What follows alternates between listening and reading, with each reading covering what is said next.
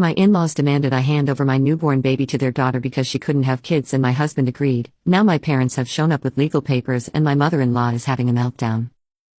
Hi Reddit, I, 28F, am completely devastated and need advice. I never thought I'd be posting here, but I'm desperate and don't know where else to turn. My hands are shaking as I type this, and I keep having to stop to wipe away tears. What should have been the happiest time of my life has turned into a complete nightmare. I'm writing this from my daughter's nursery, watching her sleep peacefully in her crib, terrified that every noise I hear might be someone trying to take her from me. I just gave birth to my first child 2 months ago, and my in-laws and husband have put me in an impossible situation. I'm still emotional and recovering from childbirth, so please bear with me. My husband Jake, 31M, and I have been married for 4 years. We met in college and had what I thought was a perfect relationship. He was always so kind and supportive, and I truly believed we were soulmates. When I got pregnant last year, we were both overjoyed. Jake cried when we saw our first ultrasound, and he was amazing throughout my pregnancy, attending every appointment, helping with my cravings, and even painting the nursery himself. Now I wonder if any of it was real. His sister Sarah, 35F, has always been the golden child of the family. From the moment I entered the picture, I could see how the family dynamic worked. Everything revolved around Sarah's needs and wants. My in-laws would regularly cancel plans with us if Sarah needed anything, and Jake would drop everything to help her, even on our anniversary once. I tried to be understanding because I knew she was struggling with infertility, but looking back, I can see how unhealthy their relationship was. Every family gathering turned into a pity party for Sarah, with my mill constantly reminding everyone how unfair it was that Sarah couldn't have children while other people, looking pointedly at me, got pregnant so easily. I just gritted my teeth and endured it, never imagining it would come to this. She's been trying to have a baby for years but couldn't conceive due to medical issues. While I sympathize with her struggle, what happened next is beyond cruel. 2 days ago, my in-laws and Sarah showed up at our house unannounced. I was nursing my newborn daughter Emma when they barged in. My mill immediately started cooing over the baby while Sarah just stood there staring at us with this intense look. Then my Phil cleared his throat and said they needed to discuss something important. That's when they dropped the bomb. They wanted me to give Emma to Sarah. Not for adoption or anything legal, they literally expected me to hand over my newborn to Sarah to raise as her own. Their reasoning? Sarah deserved to be a mother more than me because she'd been trying longer, and since we're young, we could just have another one. I thought they were joking at first, but they were dead serious. The worst part? When I looked at Jake for support, he wouldn't meet my eyes. He actually agreed with them and said we should consider it because his sister had wanted a baby for so long. I burst into tears and clutched Emma closer while they all tried to convince me I was being selfish. I couldn't believe my husband would betray me like this. These people were literally trying to take my baby. I told them all to get out of my house. Jake tried to stop me, saying I was being hysterical and hormonal, but I threatened to call the police if they didn't leave immediately.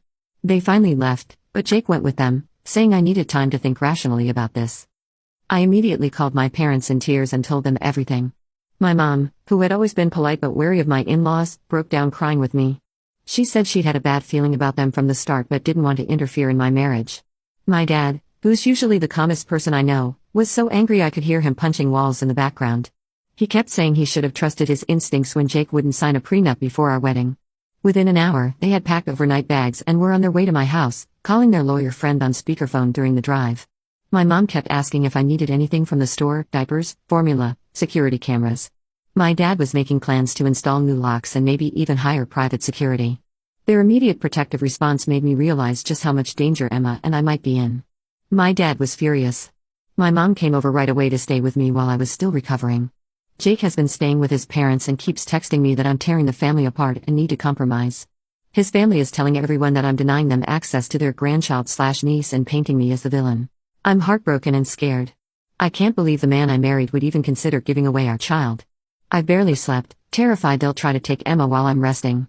My mom has been helping with night feeding so I can get some rest.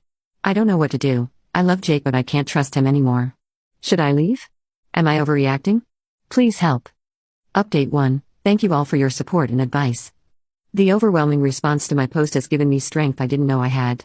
A lot has happened in the past week, and I'm still trying to process everything.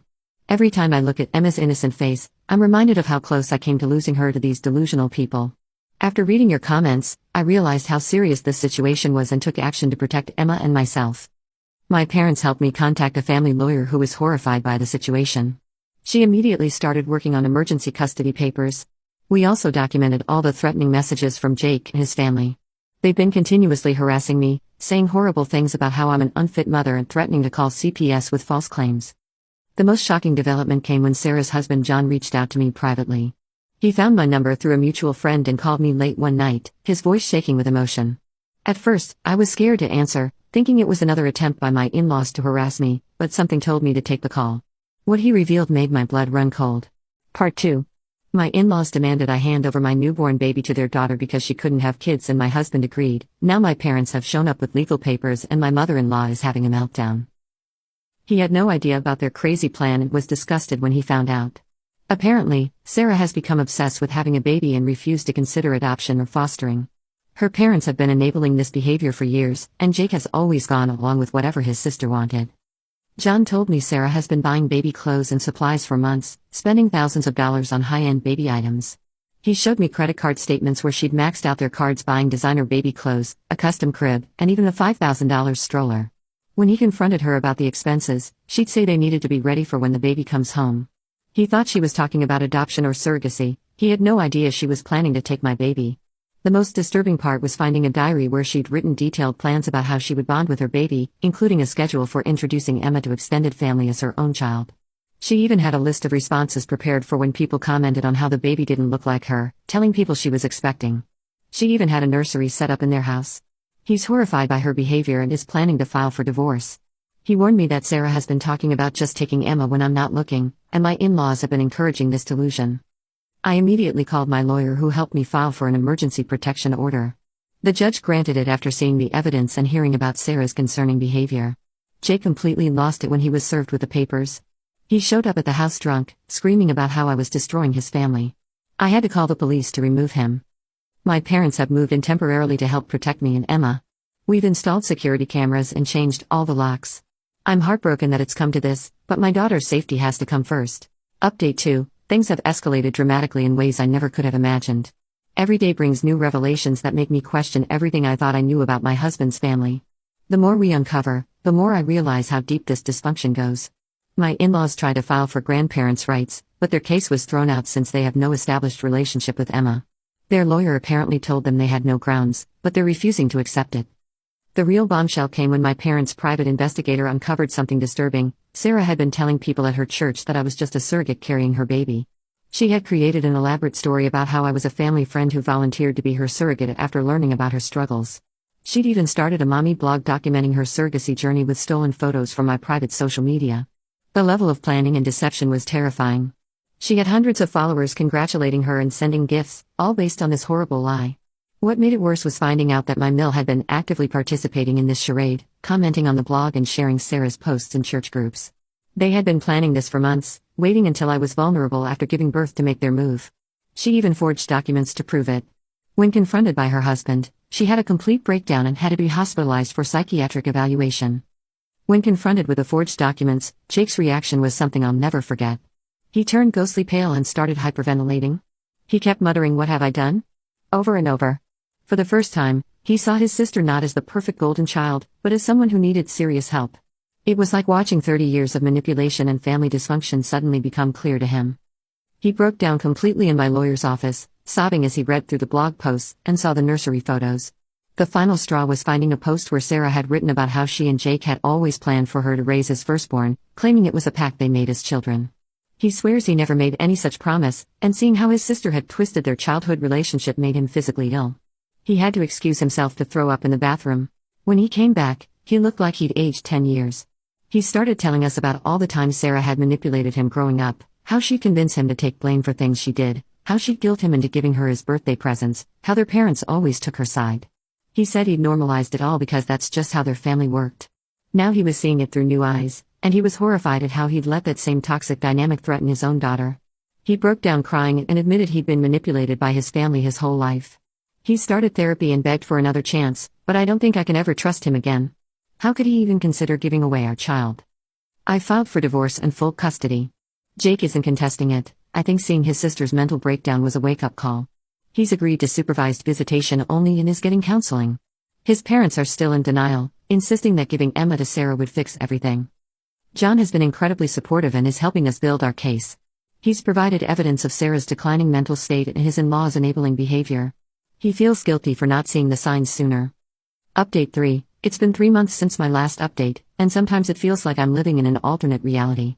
The life I had planned with Jake seems like a distant dream now. Emma is growing so fast, she started babbling and trying to roll over, and while it was one of the happiest moments of my life, it was also bittersweet. I couldn't help but think about how different things should have been, how her father should have been there to see it. The divorce is finalized, and I have full custody of Emma with Jake having supervised visitation. He's still in therapy and has finally started setting boundaries with his family. He's admitted that he failed as a husband and father, and while I appreciate his growth, some things can't be undone. Sarah is still in treatment. Her doctors diagnosed her with severe depression and delusional disorder. She's responding well to medication and therapy, but it's a long road ahead. Part 3. My in-laws demanded I hand over my newborn baby to their daughter because she couldn't have kids and my husband agreed. Now my parents have shown up with legal papers and my mother-in-law is having a meltdown. The psychiatrist who evaluated her said this breakdown had been building for years, fueled by her parents' enabling and the pressure she put on herself to have a baby at any cost. She apparently had multiple storage units filled with baby items, some dating back 5 years, all meticulously organized by age and size. During her lucid moments, she started to recognize how her obsession hurt everyone around her. She's written me a letter of apology, which her therapist forwarded to my lawyer. I haven't read it yet, I'm not ready. Maybe someday I will be, but right now the wound is still too fresh. John says she cries whenever she sees babies now, not from wanting them, but from shame over what she tried to do to Emma. John filed for divorce immediately after discovering Sarah's deception, and he's been an unexpected ally through all this. He testified against Sarah and my in-laws in both the custody hearing and the restraining order proceedings. His testimony about Sarah's declining mental state and her parents' enabling behavior was devastating. He provided years' worth of emails, texts, and financial records showing how they'd encouraged her delusions instead of getting her help. My in-laws have finally backed off after their lawyer threatened to drop them and report their behavior to the Bar Association. They're not allowed any contact with Emma until she's older and can decide for herself if she wants a relationship with them. The whole experience has been traumatic, but unhealing. Emma is thriving and brings me so much joy every day. My parents have been my rocks through all this, and I've discovered who my true friends are. I'm sharing my story as a warning to others: trust your instincts and don't let anyone manipulate you into giving up your child, no matter who they are. I've started therapy myself to process everything and set better boundaries. Looking back, there were red flags I ignored about Jake's relationship with his family, but I was too in love to see them clearly. I'm focusing now on being the best mother I can be to Emma and building a peaceful life for us. Thank you all for your support through this nightmare. Your messages and comments have been a lifeline during my darkest moments. There were nights when Emma was crying, and I was exhausted and scared, but reading your words of encouragement gave me strength to keep going. I've learned that family isn't always about blood, sometimes it's about the people who stand by you when your world is falling apart. The custody hearing was one of the hardest days of my life. Sitting in that courtroom, listening to Jake's lawyer try to paint me as unstable for overreacting to what they called a family misunderstanding made me physically sick. But then John took the stand. He described walking in on Sarah practicing her birth story in front of a mirror, complete with details about a fake labor and delivery. He talked about finding fake hospital bracelets she'd ordered online and a draft birth announcement with my name completely erased from the narrative. The judge's face grew darker with each piece of evidence. When they showed the series of photos Sarah had photoshopped, inserting herself into my ultrasound appointments and baby shower pictures, you could hear audible gasps in the courtroom. My in-laws sat there stone-faced through it all, still maintaining that Sarah had done nothing wrong, that she just loved too much. Their denial was almost as scary as Sarah's delusions. I know the road ahead won't be easy. Emma will eventually have questions about her father and his family, and I'll have to figure out how to answer them honestly while protecting her from the pain they caused. But for now, I'm focusing on creating new memories and traditions with my daughter. We've started having weekly dinner dates with my parents, and my mom is teaching me all her special lullabies and baby games. Sometimes I catch myself wondering what would have happened if I hadn't stood up to them that day. The thought of Emma being raised by Sarah, believing I had abandoned her, makes me physically ill. I thank God every day that I found the strength to protect my daughter, and I hope sharing my story helps other women trust their instincts and stand up for themselves and their children. Final edit: I want to address some common questions from the comments. Yes, I did file a police report about the forged documents, and yes, there are ongoing legal proceedings. My lawyer has advised me not to share more details right now. The FBI is actually involved now because Sarah had used interstate mail and wire services to perpetrate her fraud, including accepting monetary gifts from her blog followers under false pretenses. To those asking about Jake's visitation, he sees Emma for 2 hours every Saturday at a supervised visitation center. He's still in therapy and seems to be making progress, but I don't know if I'll ever be able to trust him with unsupervised visits. Last week, he finally admitted that he'd known about Sarah's blog for months but convinced himself it was just her way of coping. He's starting to understand how his enabling behavior contributed to this situation, but that realization has come too late to save our marriage. And no, I'm not interested in reconciliation. Some bridges can't be rebuilt once they're burned. Jake's latest therapist actually suggested we try couples counseling, but I declined. How can I ever trust a man who was willing to give away our newborn? Who stood there silently while his family tried to steal my baby? Some betrayals go too deep for second chances. My in-laws continue to harass us through their church community, spreading lies about how I'm keeping their granddaughter from them. They've even started a prayer circle for family reunification. My lawyer is documenting everything for our next court date. Their inability to acknowledge the gravity of what they tried to do just confirms that cutting them out of our lives was the right decision. To the other mothers who've shared similar stories in my DMs, thank you for trusting me with your experiences. You are all incredibly strong, and your children are lucky to have mothers who would move heaven and earth to protect them. We're all part of a club none of us wanted to join, but at least we have each other for support. Your advice helped me find the strength to stand up for myself and my daughter. We're going to be okay.